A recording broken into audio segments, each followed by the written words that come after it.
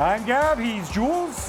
Jules, we will soon need to familiarize ourselves with the weather in London, but we're still in New York, and we have new world champions. We're coming to you. We're just a few miles away from exit 16W of the New Jersey Turnpike, where Spain became world champions for the second time, beating Argentina 1-0. I'm just going to sit this straight at the top, Jules. Fair result. I suspect we'll agree on this one. Yeah, absolutely. The best team on the day and probably of the whole tournament won this final, deservedly so. They're the team that played football, the only team of the two that played football. We'll get to Argentina and the disgraceful performance later on. But for Spain, it's the victory of trying to play the right way, finding a way of breaking down quite a resilient defensive team down to 10 men as well, and finally finding it on quite a nice move from Pedro Porro to Nico Williams to then Ferran Torres. The super sub and the depth of that Spanish squad winning them the World Cup. So, you're right. I think we need to, in these situations where it's natural for us in the media to say, oh, what did Argentina do wrong? And I think they did a lot wrong. But I think we need to start by honoring Spain. Yeah. Because this is a tournament in which they played 8 games. They conceded 1 goal throughout the tournament. And what strikes me is when I look at the raw material, when I look at the personnel that Luis de la Fuente has, 2 things spring to mind. One is that you can say, all right, but they're the European champions, they won. Yes, but at the Euros, they played differently. At the Euros, they had 2 wingers in top form, in Nico Williams and Lamine Yamal. They could play possession, but then they would switch it up quickly, and they were absolutely devastating. Here, in some ways, it almost reminded me like a throwback to the early Pep Barcelona teams, where they did such a good job in possession, but also they would attack you very quickly when they lost the ball. They created turnovers. They were calm. They were disciplined. They were smarter than the opposition throughout the tournament. And that's down to the players, of course, but De La Fuente as well. Yeah, he's done a really good job, to be fair, in the last 4 years or so, building this team, this collective strength that they have. They're the team that plays the best football, that plays the most together as well. The togetherness, I think, is very important, both in possession and off possession. So they've been, without really having been tested that much, because their toughest game was probably Portugal, where they won it late, and even that was not a great Portugal team that also lost Nuno Mendes before the hour mark anyway. But yeah, it's been pretty comfortable for them throughout the whole tournament, including in this final where they were never tested. Yeah, I mean, we talk about the testing, but it's also like a lot is a credit to them, because you say that, and I hate to bring this up again, but they did beat France, who I think are not just the most talented team in the tournament, but should have been the best team in the tournament. Yeah. They didn't show up on the day. They didn't show up, but I think also Spain had a lot to do with them. Yeah, they were good. But when I look at this, what strikes me too is the calm throughout this team. And I think about against Cape Verde, when they take 1 billion shots and they just can't score, and they're like, oh my God, what's going to happen? Other teams would have panicked. What's the reaction going to be like? Against Uruguay, when it turns into a goon fest. Against Portugal, where it still took the late goal, and it's Portugal, you have individual match winners. Against France, where, they thoroughly outplayed France. We say France didn't show up, but one slip, one mistake, Dembele to Mbappe, and you're toast. And then, France could have turned it on at any time. It didn't. And then in this final, where Argentina decided to go physical early on, you could have rattled them, but they didn't allow themselves to get rattled. And to me, this is tremendous. And I can't speak enough about Luis de la Fuente, but also about these players.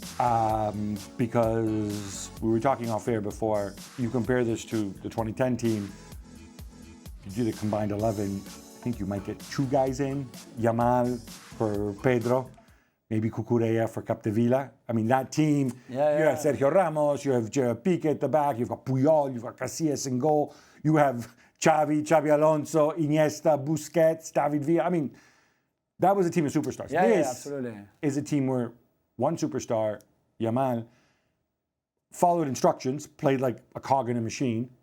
The other superstar, Pedri, was benched in the last couple of games, came on, contributed. And when you had so many of these players who were coming off really difficult seasons, I know I said it before, but I think it's worth repeating myself. Other than Pau Cubarsí, I don't think you can find one player on the Spain team whose club had a successful club season this past season, or who wasn't injured, right? Yeah. And I wonder if that gives you an extra motivation. It means that just mental energy, you're more prepared for this World Cup. This is what you have to look forward to. It gives you more focus, which maybe other players wouldn't have had. But the way Luis de la Fuente channeled that, I thought was tremendous.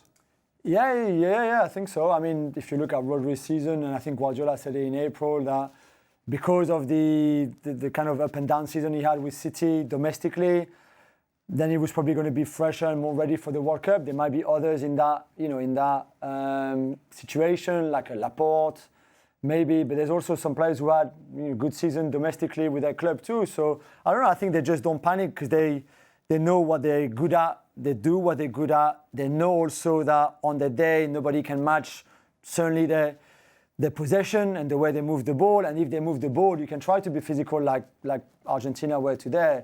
And you don't get close to them, you don't get near them, you can't rattle them because I think they are again very good at what they do. So it's very difficult to play against them.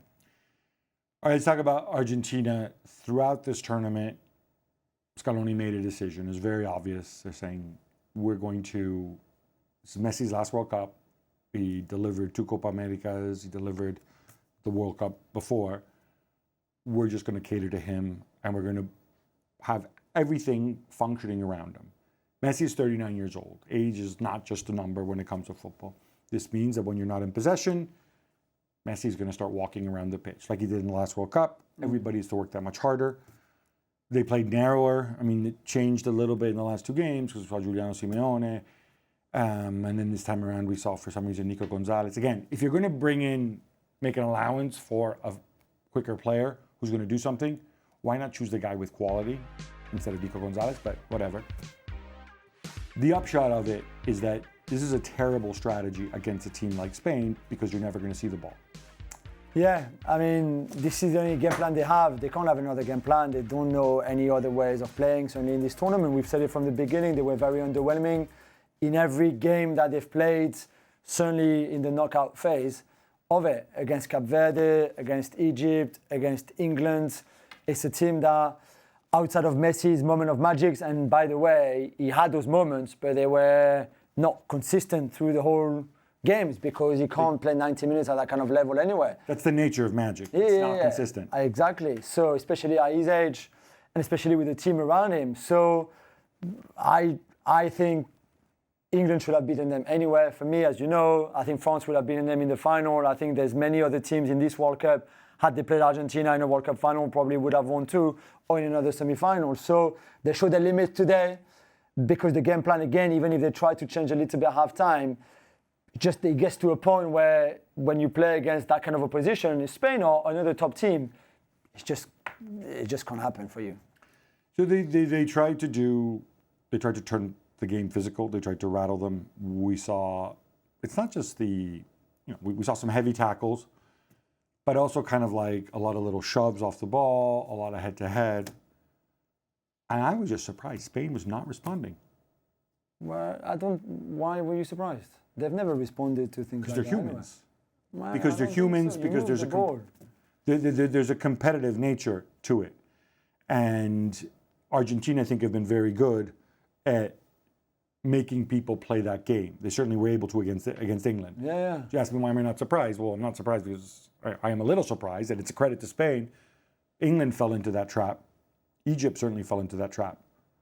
Yeah, I mean, England got it completely wrong. Thomas Tuchel, our friend, we're not going to go back there. But England should have avoided that in that second half after they took the lead, and they could easily have done that if Tuchel had done his basics much better and his coaching much better. And that's what Spain did as well. You know, if you have the ball, well, you're so dominant. So you can play physical, but Argentina never got the ball. 35% of the ball. You can be as physical as you want. You don't see the ball anyway. So what you do is you keep making fouls, you get yellow cards, and Spain keep the ball. So from a Spain point of view, there was no reason to be rattled at all. Just keep playing your game. And at some point, it was pretty obvious that they were going to find a solution to break down this team. And they were very close before. Marino should have scored.